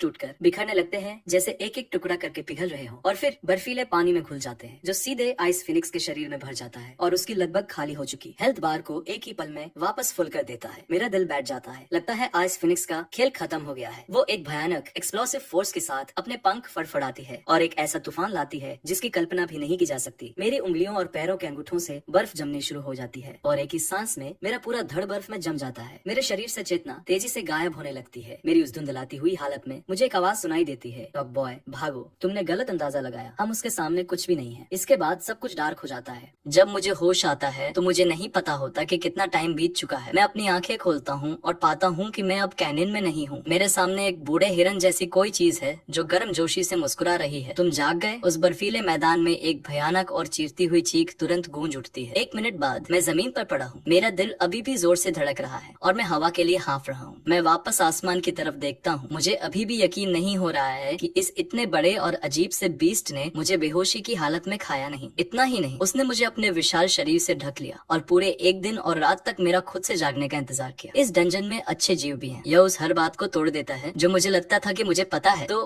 क्या तुमने मुझे बचाया? मैं सावधानी से पूछता हूँ। वह बिना बालों वाला बीस्ट सच में हैरान लगता है। तुम कम्युनिकेट कर सकते हो, तुम्हें पता है, टेलीपैथी भी। मैं थोड़ा ऑकवर्ड तरीके से सिर हिलाता हूँ। क्या मैंने अभी जोर से नहीं बोला? वह गंजा सिर एक तरफ झुक जाता है। मेरी माफी, मैं इतने लंबे समय से जिंदा हूँ कि मेरी याददाश्त थोड़ी कमजोर हो गई, लेकिन जिसने तुम्हें बचाया वह मैं नहीं था, वह तुम्हारी दोस्त थी। यह सुनकर मैं पलके झपकाता हूँ, वह तुम्हारा नेवला। तुम कैसे भूल सकते हो नेवले को? मुझे याद आता है कि आइस फिनिक्स के उस जमा देने वाले ऑरा ने मेरे पूरे शरीर को बर्फ में जकड़ लिया था। लेकिन ठीक उसी पल कैटगर्ल आगे आई, दौड़कर मेरे पास आई और अपनी आखिरी बची हुई ताकत लगाकर मुझे आइस फिनिक्स के घोंसले से बाहर फेंक दिया और चिल्लाते हुए कहा, डॉग बॉय आओ और मुझे बचाओ। उस बात का पूरा बोझ मुझ पर आ गिरता है। मैं घुटनों के बल गिर जाता हूँ। मेरी छाती में ऐसा लगता है जैसे किसी अनदेखी मुट्ठी ने उसे जकड़ लिया हो और कुचल दिया हो। वो खौफनाक सच और उसके साथ आने वाली वो बेबसी एक लहर की तरह मुझ पर टूट पड़ती है और मुझे अंदर खींच लेती है। अगर मैं थोड़ा सा भी ज्यादा सावधान होता तो ऐसा कुछ नहीं होता। अगर कैटगर्ल नहीं होती तो आइस फिनिक्स के हाथों मरने वाला मैं होता। तुम्हारी उस बिल्ली ने तुम्हें आइस वैली के किनारे पर फेंक दिया था और मैं इत्तेफाक से वहीं से गुजर रहा था। सच कहूँ तो तुम्हारे जैसे कैलिबर का कोई बीस्ट थर्ड फ्लोर पर दिखे ऐसा हुए काफी टाइम हो गया है। इसलिए मैंने सोचा क्यों न तुम्हें अंदर ले आऊं। जब मैं डार्क वैली वॉर में लड़ा था तब मेरा भी एक ऐसा ही दोस्त था, लेकिन तुम इतने उदास नहीं लग रहे हो। क्या वो बिल्ली तुम्हारी दोस्त नहीं है? वो बूढ़ा बीस्ट अपना सिर झुकाता है, थोड़ा कंफ्यूज है। वो एक बेवकूफ बिल्ली है। उसने तुम्हारी जान बचाने के लिए अपनी जान जोखिम में डाल दी। तुम इतने बेफिक्र कैसे लग सकते हो? मैं क्या कर सकता हूँ? मैं मुड़ता हूँ और आइस वैली की तरफ चल देता हूँ। वो बूढ़ा बीस्ट तुरंत मेरे सामने आ जाता है। तुम मुझे क्यों रोक रहे हो? क्योंकि मुझे एक जवान बीस्ट सीधे अपनी मौत की तरफ जाता हुआ दिख रहा है। तुम्हें रोकना एक एल्डर की ड्यूटी है। कैटगर्ल मर चुकी है और वो मेरी वजह से मरी है। उसका बदला लेना मेरी जिम्मेदारी है। मेरे शब्द सख्त और साफ गूंजते हैं जो एक पक्के इरादे से भरे हुए हैं। वो बूढ़ा बीस्ट कुछ नहीं कहता। उसकी नजरें थोड़ी नीचे झुक जाती है। मेरे ड्रैगन के दोनों पंजों की मुट्ठियां इतनी कसकर बंधी हैं कि पोरों के बीच से खून रिस रहा है। वो बूढ़ा बीस्ट सब कुछ समझते हुए मुस्कुराता है जैसे कोई अच्छी याद ताजा हो गई हो। एक लंबे पल के बाद वो बोलता है, क्या हो अगर मैं तुमसे कहूँ कि तुम्हारी दोस्त मरी नहीं है? वे शब्द मेरे लिए किसी लाइफ लाइन की तरह काम करते हैं। मैं तेजी से मुड़ता हूँ और उस बूढ़े बीस्ट को एक गर्म स्माइल के साथ मुझे देखते हुए पाता हूँ। ये कोई झूठ नहीं लगता। आइस फिनिक्स के पपेट्स में एक असाधारण रूप से हाई डिग्री का रियलिज्म होता है। ऐसा इसलिए है क्योंकि उसकी समनिंग टेक्निक एक रेयर आर्ट है जिसे बॉर्न फ्लेश सब्स्टिट्यूशन कहा जाता है। पुराने जमाने से लेकर अब तक सिर्फ 10 से भी कम जीवों के पास ये स्किल रही है। ये दुनिया की सबसे रेयर एबिलिटीज में से एक है। नॉर्मली समन किए गए क्रिएचर्स अपने ओरिजिनल से कमजोर होते हैं, लेकिन बोन फ्लेश सब्स्टिट्यूशन ऐसे क्रिएचर्स बना सकता है जो अपने ओरिजिनल्स के बराबर या उनसे भी ज्यादा ताकतवर हो, क्योंकि ये कॉपी नहीं करता, ये कब्जा करता है। ये एक क्रिएचर को फंसाता है और उसे मार देता है, लेकिन उसकी आत्मा को बचा लेता है, उसके दिमाग को मिटा देता है और बर्फ से उसके शरीर को दोबारा बनाता है। ये समनिंग कम और पपेट बनाना ज्यादा है, इसीलिए उसके समन किए गए क्रिएचर्स को मारने पर भी एक्सपीरियंस पॉइंट्स मिलते हैं। आइस वैली में तुम्हारा जिस भी बीस्ट से सामना हुआ, बिना किसी एक्सेप्शन के वो आइस फिनिक्स का एक पपेट है। हर्ड फ्लोर काफी लंबे टाइम से पूरी तरह आइस फिनिक्स के कंट्रोल में है, पीछे छूटे हुए कुछ कमजोर बीस्ट्स को छोड़कर। जिसके पास भी जरा सी भी ताकत है उसे आइस फिनिक्स के पपेट्स में बदल दिया गया है। यह सच इतना बड़ा है कि इसे समझना लगभग नामुमकिन सा लग रहा है, लेकिन इन सब बातों का कैटगर के अभी भी जिंदा होने से क्या लेना देना है? मैं कंफ्यूज होकर पूछता हूँ। वो बुजुर्ग बीस्ट आगे कहता है, बोन फ्लेश सब्स्टिट्यूशन पावरफुल है, लेकिन इसकी कमजोरी ये है कि ये बहुत धीरे काम करता है। ये शिकार की बॉडी को सेलुलर लेवल पर थोड़ा थोड़ा करके रिप्लेस करने के लिए आइस एट्रीब्यूट्स का यूज करता है, तभी पूरी आत्मा को सही सलामत बचाया जा सकता है। उस बिल्ली के स्टैट्स को देखते हुए इस प्रोसेस में लगभग 2 हफ्ते लगेंगे। आइस फेनिक्स को 2 हफ्तों के अंदर मार दो और उस बिल्ली को हीलिंग मैजिक से वापस लाया जा सकता है। 2 हफ्ते मेरे अंदर एक ही पल में उम्मीद की लहर दौड़ जाती है। मेरे हीलर की मौत ने मुझे पहले ही एक बहुत बड़ा शॉक दिया था। अगर कैटगर्ल भी मर गई तो वो गिल्ट मुझे जिंदगी भर सताता रहेगा। ये न्यूज मेरे लिए प्योर एड्रेनालिन के शॉट की तरह काम करती है। अगर कैटगर्ल का पकड़ा जाना मेरी लापरवाही थी तो उसे बचाना मेरी जिम्मेदारी है। थैंक यू एल्डर, मुझे पता है कि मुझे क्या करना है। वह बुजुर्ग बीस्ट दिल खोल कर हंसता है। मैं बस बहुत लंबे टाइम से जिंदा हूँ। किसी जवान कैंडल ड्रैगन पप का मिलना बहुत रेयर है, इसलिए मैंने तुम्हारी मदद की, ज्यादातर बस इसलिए कि मेरे पास करने के लिए कुछ हो। ये बात मुझे एकदम सुन्न कर देती है। अभी मुझे एक माइनराइज्ड ड्रैगन दिखना चाहिए। कैंडल ड्रैगन की ब्लड लाइन 2 एवोल्यूशंस के नीचे दब चुकी थी। इस बुजुर्ग बीस्ट ने इसके आर पार कैसे देख लिया? तभी मुझे कुछ और भी गलत लगता है। इस बीस्ट ने अभी कहा था कि 3rd फ्लोर पर कमजोर बीस्ट को छोड़कर हर चीज को आइस फिनिक्स के पपेट्स में बदल दिया गया है, लेकिन इतना विशाल बीस्ट पक्का कोई पीछे छूटा हुआ कमजोर जीव नहीं है। तो ये आइस फिनिक्स की पकड़ से कैसे बच निकला? उस बुजुर्ग बीस्ट की आंखों में एक शरारती चमक आ जाती, जैसे उसने मेरा दिमाग रीड कर लिया हो। क्या तुम्हारे पास भी ट्रुथ नाम की वह रेयर स्किल नहीं है? वह सच में एक ओवर पावर्ड एबिलिटी है। पुराने जमाने से लेकर अब तक तुम्हारे अलावा मैंने सिर्फ एक गॉड के पास ही वो स्किल देखी है। तुम अभी ट्रुथ का यूज क्यों नहीं करते और खुद ही क्यों नहीं देख लेते? मैं शौक से परे हूँ। मैंने कभी नहीं सोचा था कि इसे मेरी ट्रुथ स्किल के बारे में भी पता होगा। तो फिर मेरी बदतमीजी को माफ करें एल्डर। मैं खुद को संभालता हूँ, अपना सिर उठाता हूँ और इस विशाल अजीब बीस्ट पर ट्रुथ एक्टिवेट करता हूँ। जैसे ही डेटा क्लियर होता है मेरी आंखों के सामने अंधेरा छा जाता है। मेरे पैर जवाब दे जाते हैं और मैं सीधा जमीन पर गिर पड़ता हूँ, क्योंकि मेरे सामने खड़ा ये अजीब सा दिखने वाला बीस्ट एक सुप्रीम डिवाइन डिवाइन बीस्ट है जिसका लेवल लेवाइथन से भी ज्यादा है। Target Babylon level 413 type supreme divine beast. तुम असल में कौन हो? मेरी आवाज अनकंट्रोलेबल तरीके से कांप रही है, लेकिन बेबलोन सिर्फ मुस्कुराता है और कुछ नहीं कहता। वो गहरे नीले आसमान की तरफ देखता है। उसके होंठ एक शांत स्माइल में मुड़ जाते हैं, जैसे वो बहुत पहले की कोई खूबसूरत चीज याद कर रहा हो। एक लंबी खामोशी के बाद वो भरभराता है, एक बार मैंने एक मिलियन डेमन गॉड से लड़ाई की थी। अपनी उंगलियों की एक चुटकी से मैंने सुबह को शाम से अलग कर दिया था। अब मैं अकेला चलता हूँ, सेटिस्फाइड हूँ और अभी भी भुला दिए जाने पर खुश हूँ। पता चलता है कि जब गॉड से पहली बार डंजन बनाया था तो उन्होंने इसे डुअल बॉस स्ट्रक्चर के साथ डिजाइन किया था, लेकिन टाइम बीतने के साथ जब बेबीलोन लड़ाइयों और उसके सारे मामलों से थक गया और जैसे जैसे उसकी उम्र ढलने लगी, वो थर्ड फ्लोर पर चला गया, जो उन सब में रहने के लिए सबसे सही था, और बहुत ज्यादा ताकतवर लेवाइथन को डंजन पर अकेले राज करने के लिए छोड़ दिया। उसके इस छोटे से इंट्रोडक्शन के बाद मैं बस एक रुकी सी स्माइल ही दे पाता हूँ। इस डंजन में अभी आधा रास्ता भी पार नहीं किया है और मेरा सामना पहले ही दोनों फाइनल बॉसेस से हो चुका है। यह मेरी अच्छी किस्मत है या नहीं, मैं सच में नहीं कह सकता, लेकिन कम से कम लेवाइथन के उलट बेबलोन बात करने के लायक है और उसके अंदर कोई दुश्मनी नहीं है। एल्डर, क्या मैं सच में आइस फिनिक्स को हरा सकता हूँ और कैटगर्ल को बचा सकता हूँ? बेबलोन तुरंत कोई जवाब नहीं देता। उसे और लेवाइथन को डंजन के फाइनल बॉसेस के रूप में एक साथ रखे जाने का रीजन सिंपल है। लेवाइथन ताकत का प्रतीक है और बेबलोन बुद्धिमानी का। वो एक पल के लिए सोचता है, फिर वही सवाल मुझ पर वापस डाल देता है। ये डंजन है, तुमने अब तक जितने भी बीस्ट को मारा है, क्या उनमें से एक भी ऐसा था जिसका लेवल तुमसे ज्यादा न हो? बेबलोन की वो शांत नजर मेरे पूरे शरीर में एक सिहरन दौड़ देती है। ये सिर्फ दया नहीं है, ये एक सच्चे ज्ञानी द्वारा एक ही सवाल में समेटे गए हजार शब्द है। मैं एक ही पल में उसकी बात का वजन समझ आता हूँ। बेबलोन दुनियादारी से चाहे कितना भी दूर हो, वह अभी एक डंजन बॉस है और आइस फिनिक्स भी। मुझे बचाने के उसके इस काम को डंजन के एक टैलेंटेड बीस्ट की तारीफ के तौर पर देखा जा सकता है, लेकिन एक फाइनल बॉस होने के नाते ऐसा हो ही नहीं सकता कि बेबलोन मुझे कभी ये सिखाए कि दूसरे बॉस को कैसे मारा जाए। मैं एक लंबे पल के लिए सोच में अपना सिर झुकाता हूँ, फिर खड़ा होता हूँ। थैंक यू एल्डर, मैं समझ गया। मैं मुड़ता हूँ और आइस वैली की डायरेक्शन में चल देता हूँ। 2 हफ्ते नहीं 10 दिन। 2 हफ्ते बहुत ज्यादा रिस्की हो जाएंगे। कैटगर्ल शायद उतने टाइम तक जिंदा न रह पाए। 10 दिन, मैं खुद को बस इतना ही टाइम दे रहा हूँ। मेरे बेहोश रहने का टाइम निकाल दे तो मेरे पास 9 दिन बचे हैं और उनमें से एक भी पल बेकार नहीं जाएगा। मैं आइस वैली के एंट्रेंस पर खड़ा होता हूँ, 10 किलो से ज्यादा वजन का बर्फ का एक टुकड़ा उठाता हूँ और फिर अपनी पूरी ताकत लगाता हूँ, उसे पल्स के साथ मिलाता हूँ और उसे पूरी ताकत से वैली में फेंक देता हूँ। उस थ्रो की बेहिसाब ताकत उस बर्फ को तोप के गोले जैसी तबाही मचाने वाली फोर्स दे देती है। वो 1 किलोमीटर से भी ज्यादा दूर बर्फ की दीवार से एक कान फाड़ देने वाले धमाके के साथ टकराता है और आवाज का वो धमाका दीवार से चिपके आइसबोर्न काइट्स को तुरंत गुस्से से भर देता है। कुछ ही पलों में वैली के एंट्रेंस के पास छिपे हुए 2 से 3 हजार आइसबोर्न काइट्स एक साथ हवा में उड़ जाते हैं, लेकिन उस भारी झुंड को देखकर मैं बस मुस्कुराता हूँ। बात यह है, आइस फिनिक्स अपने खुद के आइस पपेट्स को एब्जॉर्ब करके अपनी हेल्थ रिस्टोर कर सकती है। जब तक आइस वैली में आइस पपेट्स बचे रहेंगे, आइस फिनिक्स को मारना लगभग इम्पॉसिबल है और आइस वैली के हर एक बीस्ट को एक आइस पपेट में बदल दिया गया है। तो खुद की पावर बढ़ाते हुए क्यों न उसकी यह एबिलिटी ही छीन ली जाए। आइस वैली में दोबारा घुसने से पहले मैं इंटेंसिफाइड ग्रोथ को लेवल 2 पर अपग्रेड करने के लिए 40 अनलॉक पॉइंट्स खर्च करता हूँ। ये स्किल कॉम्बैट के बाहर पैसिवली हर मिनट 2 एक्सपीरियंस पॉइंट्स जनरेट करती है और मारने से मिलने वाले सारे एक्सपीरियंस को 4 गुना कर देती है। मैं अपना स्टांस लेता हूँ और आइसबोर्न काइट से भरे आसमान की तरफ अपना ड्रैगन का पंजा मोड़ता हूँ। आइस वैली का सफाया करने के लिए 9 दिन और तुम मेरा पहला बैच हो और बिल्कुल इसी तरह 6 दिन बीत जाते हैं। आखिरी प्योरब्रेड कोर्टो बीस्ट पपेट के गिरने के साथ मेरा शरीर जवाब दे जाता है और मैं जमीन पर गिर पड़ता हूँ। नोटिफिकेशन, प्योरब्रेड कोर्टो बीस्ट का एक्सटिंक्शन हो गया है। 20 अनलॉक पॉइंट्स का एक्सटिंक्शन बोनस मिल गया है। टोटल अनलॉक पॉइंट्स 416, लेवल बढ़कर लेवल 16 हो गया है। ये आइसबोर्न बीस्ट पपेट की 11वीं प्रजाति है जिसका मैंने एक्सटिंक्शन किया है। 6 दिन। मैंने खुद को इतनी बार अपनी आखिरी लिमिट तक धकेला है कि मैं गिन भी नहीं सकता। मेरे करंट लेवल पर बची हुई आखिरी 2 प्रजातियों का सफाया करने से भी मेरा एक भी लेवल नहीं बढ़ेगा, लेकिन मुझे ये करना ही होगा। न सिर्फ आइस फिनिक्स की इमॉर्टलिटी हमेशा के लिए छीनने के लिए, बल्कि इससे भी जरूरी 90% और अनलॉक पॉइंट्स इकट्ठे करने के लिए, जीत की गारंटी के लिए मुझे 2 स्किल्स को हर हाल में अनलॉक करना ही होगा। इस बीच आइस वैली की गहराई में आइस फिनिक्स बर्फ के एक अंडे के अंदर जमी हुई एक परछाई को बहुत ही कंफ्यूजन के साथ घूर रही। 10 दिन बीत चुके हैं। कायदे से सिर्फ लेवल 75 के एक बीस्ट को अब तक ऑर्गन लेवल तक पिघल जाना चाहिए था, फिर भी अंदर जमी हुई कैटगर्ल की स्किन का सिर्फ 20% हिस्सा ही खराब हुआ है। उसका बाकी का शरीर लगभग पूरी तरह से सही सलामत है। आइस फिनिक्स ये महसूस कर सकती है कि गहरी बेहोशी में भी इस बिल्ली के दिमाग के एकदम कोर में कुछ बहुत पावरफुल है। एक खूंखार, कभी न हिलने वाली फीलिंग। वो फीलिंग उसके शरीर की वाइटैलिटी को जमने से रोक रही है और इसीलिए बोन फ्लेश सब्स्टिट्यूशन इतनी स्लो स्पीड से काम कर रहा है। लेकिन सबसे मजबूत इच्छा शक्ति भी आखिर में टूट ही जाती है। अभी आइस फिनिक्स की आंखों में कोई बेचैनी नहीं है, बल्कि कुछ बहुत ही टेंडर और पॉजेसिव फीलिंग है, क्योंकि उसके लिए ये सोचे जा सकने वाले सबसे बेहतरीन पपेट्स में से एक है। लेकिन तभी एक आवाज आइस नेस्ट की शांति को तोड़ देती है। आइस फिनिक्स सिर से लेकर पूंछ तक काम जाती है, अपना सिर उठाती है और अपनी आंखों के सामने खड़े ड्रैगन टाइप बीस्ट को अविश्वास से घूरती है। तुमने मेरी ताकत को अपनी आंखों से देखा है। तुमने वापस आने की हिम्मत कैसे की? सिर्फ 9 दिनों में मेरे अंदर से निकल रही किलिंग इंटेंट 10 गुना से भी ज्यादा बढ़ गई। मैं आइस आइस फिनिक्स की नजरों से एकदम ठंडी घमंड भरी आंखों से नजरें मिलाता हूँ और शांति से कहता हूँ, क्या तुम्हारी माँ ने तुम्हें कभी नहीं सिखाया कि किसी को उसकी मर्जी के बिना कैद करके रखना कानून के खिलाफ? इस बार आइस फिनिक्स के उस पुराने घमंड का कोई नामो निशान नहीं है। वह सच में मुझे एक खतरे की तरह देख रही है। 9 दिन पहले आइस फिनिक्स ये देखकर हैरान थी कि इतना पावरफुल बीस्ट अभी भी 3rd फ्लोर पर घूम रहा था, लेकिन उसकी नजरों में मैं अभी भी इतना ताकतवर नहीं था जिसे सीरियसली लिया जाए। ज्यादा से ज्यादा एक एवरेज कमजोर बीस्ट से बस थोड़ा सा ज्यादा ताकतवर। लेकिन सिर्फ 9 दिनों में अब वो इस छोटे से जीव में एक ऐसा ट्रांसफॉर्मेशन देख रही है जिसने सब कुछ पलट कर रख दिया है। ये नहीं कहा जा सकता कि कैट गर्ल और कितनी देर तक टिक पाएगी। मैं कोई फालतू बात नहीं करता, मैं एक कदम आगे बढ़ाता हूँ, एक बिजली की लकीर में बदल जाता हूँ जिसका निशाना सीधा आइस फिनिक्स का चेहरा है और बिना किसी रहम के उसके चेहरे पर एक किक मारता हूँ। उस इम्पैक्ट से 1 करोड़ शॉक वेव निकलती है जो जमीन को किसी ब्लेड की तरह चीर देती है। आइस फिनिक्स अपने शॉक से बाहर आती और गुस्से से फट पड़ती है। उसकी नजरें मुझ पर लॉक हो जाती है और वो एक जमा देने वाली फ्रीजिंग ब्रेथ छोड़ती है। लेकिन जैसे ही वो ब्रेथ उसके मुंह से बाहर निकलती है, आइस फिनिक्स ये देखकर सुन्न रह जाती है कि जो छोटा ड्रैगन ठीक उसके चेहरे के सामने था वो ऐसे गायब हो गया है जैसे उसने टेलीपोर्ट किया हो। यहाँ ऊपर पागल, मेरी आवाज ठीक ऊपर से आती है। आइस फिनिक्स तेजी से अपना सिर ऊपर करती है और देखती है कि मैं किसी तरह हवा में लगभग 1 किलोमीटर ऊपर छलांग लगा चुका हूँ और मेरे जबरे में एक व्हाइट ड्रैगन ब्रेथ बन रही है जो इतनी ज्यादा झुलसा देने वाली है कि उसके आसपास का स्पेस भी मुड़ने लगा है। पिछली बार जब उसने व्हाइट ड्रैगन ब्रेथ के 4 ब्लास्ट झेले थे तो आइस फिनिक्स पूरी तरह से अपनी इमोर्टैलिटी पर डिपेंड थी और उसने हमारे उस पूरे हमले को किसी जोकर के शो की तरह देखा था। हमें बिल्कुल भी सीरियसली नहीं लिया था। लेकिन इस बार बात अलग है। 1000 सालों से ज्यादा टाइम से शांत पड़ा उसका एक इंस्टिंक्ट उसे चीख चीख कर गया है। अगर वो इसे भी उसी तरह से झेलती है तो भले ही वो बच जाए, वह लड़ने की अपनी पूरी एबिलिटी खो देगी। 1 सेकंड के 1000वें हिस्से में आइस फिनिक्स माना का एक ऐसा भयानक तूफान बुलाती है जिसकी कल्पना भी नहीं की जा सकती और अपने ठीक ऊपर एक के बाद एक आइस बैरियर्स की कई लेयर्स बना देती है। Total 5 layers. आइस फिनिक्स के ऊपर एक कभी ना टूटने वाला किला बन जाता है, वाइड स्काई पियर्स। मैं अपने जबरे से सैकड़ों मीटर लंबा आग का एक गोला फायर करता हूँ जो पूरे आसमान को झुलसा कर लाल रंग की एक दधकती हुई चादर में बदल देता है। पहला बैरियर टकराने से पहले ही भाप बनकर उड़ जाता है, फिर दूसरा, तीसरा और चौथा। आइस फिनिक्स का चेहरा खौफ से सफेद पड़ जाता है। जैसे ही आखिरी फ्रॉस्ट बैरियर पलक झपकते ही टूटता है, वो आग का गोला उस आइस नेस्ट के साथ एक ही झटके में सीधे आइस फिनिक्स के शरीर के आर पार हो जाता है। आइस फिनिक्स की एक भयानक चीरती हुई चीख पूरी आइस वैली में गूंज उठती है एक ही बार और उसकी आधी हेल्थ खत्म हो गई। अगर उन 5 फ्रॉस्ट बैरियर्स ने ज्यादातर ताकत को एब्जॉर्ब न किया होता तो वो वार आइस फिनिक्स को तुरंत जान से मारने के लिए काफी होता। कैसे? तुम इतने ताकतवर कैसे हो गए? मैं दर्द से जमीन पर तड़प रही आइस फिनिक्स के खिलाफ अपना गार्ड पूरी तरह तैयार रखता हूँ और एक ऐसे इंसान का स्टांस लेता हूँ जो अपना सब कुछ दांव पर लगाकर लड़ रहा हो। वह अटैक सिर्फ वॉइड ड्रैगन ब्रेथ के फैलाव को कंट्रोल करके कंसंट्रेट किया हुआ हमला नहीं था, ये एक एडवांस्ड इननेट स्किल थी। मैंने वॉइड ड्रैगन ब्रेथ का सुपीरियर फॉर्म अनलॉक करने के लिए पूरे 300 अनलॉक पॉइंट्स खर्च किए थे। Void sky pierce, dragon rest की सबसे पावरफुल टेक्निक, एक ऐसी टेक्निक जो गॉड्स के पास भी नहीं हो सकती। आइस फिनिक्स मुझे अविश्वास से घूरती है। तुम्हारी स्किल चाहे कितनी भी अच्छी क्यों न हो, तुम्हारी रॉ पावर मेरे आसपास भी नहीं है, तो यह कैसे पॉसिबल है? तुम्हारे लेवल के एक बीस्ट के पास स्किल अप्रेजल होना चाहिए, है ना? खुद ही देख लो। मैं साफ शब्दों में कहता हूँ, स्किल अप्रेजल एक कॉमन स्किल है। इसका असर ट्रूथ का एक सिंप्लीफाइड वर्जन है जिसमें ट्रूथ की बाकी कैपेबिलिटीज नहीं होती, लेकिन ट्रूथ की तरह ये तुम्हें किसी दूसरे जीव का लेवल और स्टैट्स रीड करने देता है। किसी भी लड़ाई से पहले दोनों साइड्स के बीच के फासले को नापने के लिए अप्रेजल का यूज करना लगभग हर बैटल की एक स्टैंडर्ड प्रैक्टिस है, जो कि वो 9 दिन पहले ही मेरे स्टैट्स देख चुकी थी। इसलिए आइस फिनिक्स ने इस बार देखने की जहमत नहीं उठाई। लेकिन जब वो आज फिर से मेरे स्टैट्स रीड करती है तो आइस फिनिक्स की पुतलियां सिकुड़ जाती हैं और जब वो एक खास स्किल पर पहुंचती है तो उसका शॉक बहुत बड़ा होता है। ब्लड लीनियज ऑप्टिमाइजेशन ओनर की फिजियोलॉजी को उसके एकदम ऑप्टिमल स्टेट में एडजस्ट करता है और लेवल अप होने से मिलने वाले सारे फ्यूचर गेन्स को मिलाकर सारे एट्रीब्यूट्स को परमानेंटली 50% तक बढ़ा देता है। इसके साथ ही हाई लेवल के दुश्मनों का सामना करते टाइम ये स्किल ट्री के टॉप टियर स्किल ग्रुप में वाइड स्काई पियर्स के साथ मौजूद मैक्सिमम 40 लेवल्स तक के लेवल सप्रेशन को खत्म करने के लिए लेवल कंपनसेशन देता है। कॉस्ट 200 अनलॉक पॉइंट्स, एक ऐसा एट्रीब्यूट बूस्ट जो एक फुल एवोल्यूशन के बराबर है। 40 लेवल्स का कंपनसेशन आइस फिनिक्स के लेवल एडवांटेज को लगभग पूरी तरह से खत्म कर देता है। और फाइनली रैपिड रीजेनरेशन, वह मामूली सी स्किल जिसे मैंने पहले इग्नोर कर दिया था, अब उसका टाइम आ गया है। 5 अनलॉक पॉइंट्स की कॉस्ट पर यह पैसिवली हेल्थ और माना रिस्टोर करती है, बशर्ते मैं 10 सेकंड से ज्यादा टाइम तक कोई डैमेज ना लो या कोई रिसोर्स खर्च न करो। 505 अनलॉक पॉइंट्स, मेरे पास जो कुछ भी था वो लगभग सब कुछ, और इसने मुझे आइस फिनिक्स के खिलाफ खड़े होने की नींव दी। तुम भी उस शांति को तोड़ना चाहते हो जो मेरे बच्चे को बहुत प्यारी थी। आइस फिनिक्स दहाड़ती है और अपने पंख पूरी तरह खोल लेती है, मेरी पूरी तरह से बदल चुकी पावर का सामना करते हुए। आइस फिनिक्स के पास सीरियस होने के अलावा और कोई चारा नहीं है। रिकवर होने के लिए आइस पपेट्स को ड्रेन करो, स्टैट्स बूस्ट करो और फिर नंबर्स के दम पर दुश्मनों को कुचल दो। 3rd फ्लोर पर हमेशा से आइस फिनिक्स की यही स्ट्रेटेजी रही है, लेकिन पूरे 10 सेकंड बाद भी घोंसले के आसपास कहीं भी एक भी आइस पपेट दिखाई नहीं देता। हैरान होकर मैं एक स्माइल के साथ अपना सिर झुकाता हूँ।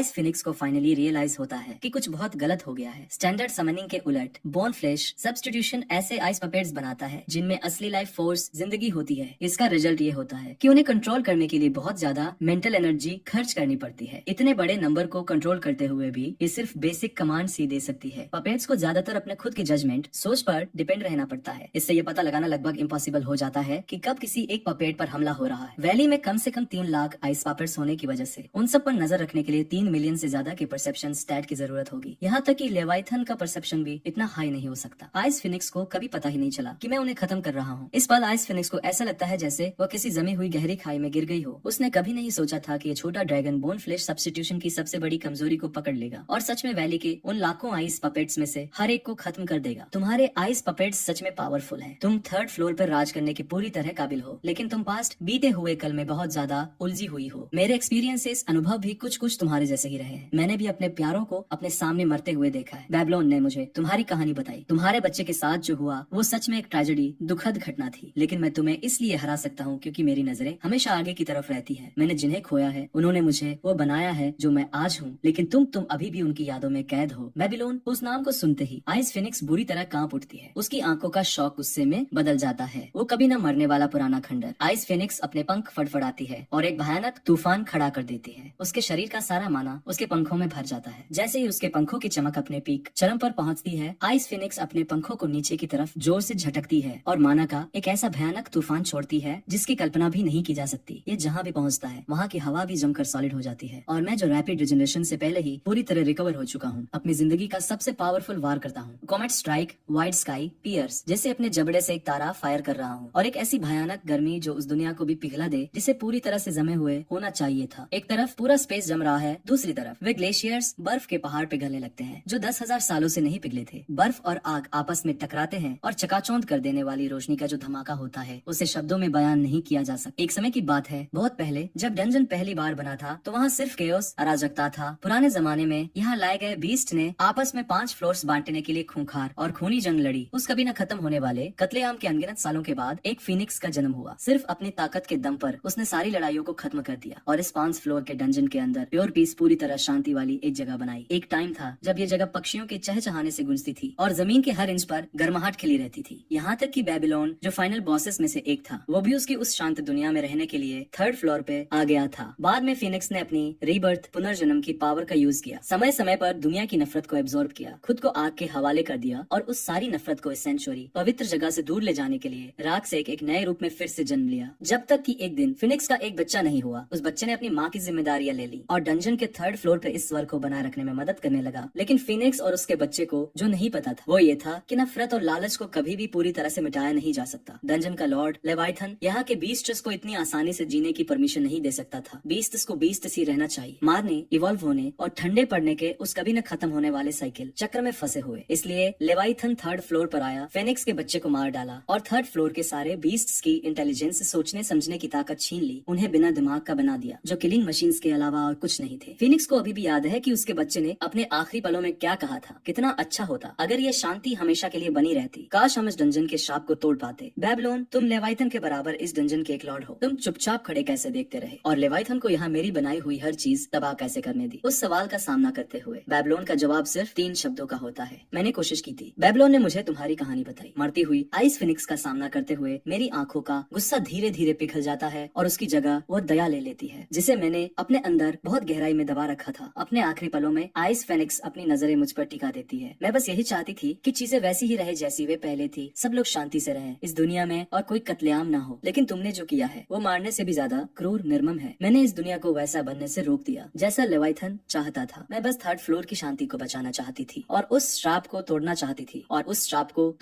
थी जो बीस्ट्स को इस डंजन से बांधता है। लेकिन तुमने जो किया है वो बिल्कुल वही है जो लेवाइथन चाहता है। तुम खुद वही बीस्ट बन गए हो जिसकी लेवाइथन को चाहत है। आइस फिनिक्स अपनी आंखें बंद कर लेती है, लेकिन वो अभी मरी नहीं है। वो बस इन आखिरी पलों में और कुछ नहीं कहना चाहती। मैं आइस फिनिक्स को घूरता हूँ और सोच में डूब जाता हूँ जब तक कि आइस फिनिक्स फाइनली अपनी आखिरी सांस नहीं ले लेती। मैं एक शब्द भी नहीं कहता। मैं तुम्हारे लिए वो श्राप तोड़ दूंगा। वे शब्द मेरे मुंह से नहीं निकलेंगे क्योंकि वे सच नहीं है। भले ही मैं किसी दिन लेवाइथन को मार दूं और इस डंजन से बाहर निकल जाऊं, कोई और बीस्ट उसकी जगह लेने के लिए खड़ा हो जाएगा। मुझे माफ करना, मैं तुम्हारी तरह महान नहीं बन सकता। इतने बड़े सपने सिर्फ इल्यूजन्स, भ्रम होते हैं। मैं बस इतना चाहता हूँ कि मेरे आस आसपास के लोग मुझसे दूर जाना बंद कर दें। आखिर में मैं वही बोलता हूँ जो सच में मेरे दिल में है। मुझे नहीं पता कि यह मेरा इमेजिनेशन वहम है या नहीं, लेकिन जैसे ही वे शब्द मेरे मुंह से निकलते हैं, आइस फिनिक्स के बेजान चेहरे पर मौजूद वो आखिरी पछतावा मिटता हुआ सा लगता है और उसकी जगह एक बहुत ही हल्की सी शांति ले लेती है। एक हल्की सी आवाज के साथ आइस फिनिक्स का शरीर पूरी तरह से टूटकर बिखरी हुई बर्फ के एक मैदान में बदल जाता है। नोटिफिकेशन लेवल बढ़कर लेवल 17 हो गया। मैन क्वेस्ट पूरा हुआ, 80 अनलॉक पॉइंट्स मिल गए। आइस फिनिक्स की मौत के साथ ग्लेशियर्स पिघलने लगते हैं और टेम्परेचर साफ तौर पर बढ़ जाता है। मैं अपनी नजरें घुमाता हूँ और पास ही एक कोने में मुझे वो बर्फ का अंडा दिखाई देता है जिसमें कैटकल है। उसकी प्रेजेंस बहुत हल्की है लेकिन वो जिंदा है। मैं फाइनली खुद को सांस लेने देता हूँ। जैसे ही मैं कैटकल को आजाद करने के लिए उस बर्फ के अंडे की तरफ बढ़ता हूँ, आइस फिनिक्स के बचे हुए टुकड़ों के बीच अचानक कुछ हिलता है। मलबे से कुछ लुढ़कता हुआ बाहर आता है। क्यूरियस उत्सुक होकर मैं पास जाता हूँ और उसे उठा लेता हूँ। ये पकड़ने में जेड एक तरह का कीमती पत्थर की तरह स्मूथ और गर्म लगता है और ये अंडे के साइज का बर्फ का एक गोला निकलता है जो हल्की नीली रोशनी छोड़ रहा है। रुको, क्या ये एक डिवाइन बॉक्स दिव्य बक्सा नहीं है? तुम्हारी तो लॉटरी लग गई छोटे बच्चे। ये एक ऐसा खजाना है जो लेवल 150 से ऊपर के किसी बीस्ट के मरने पर सिर्फ 1000 में से एक बार ही मिलता है।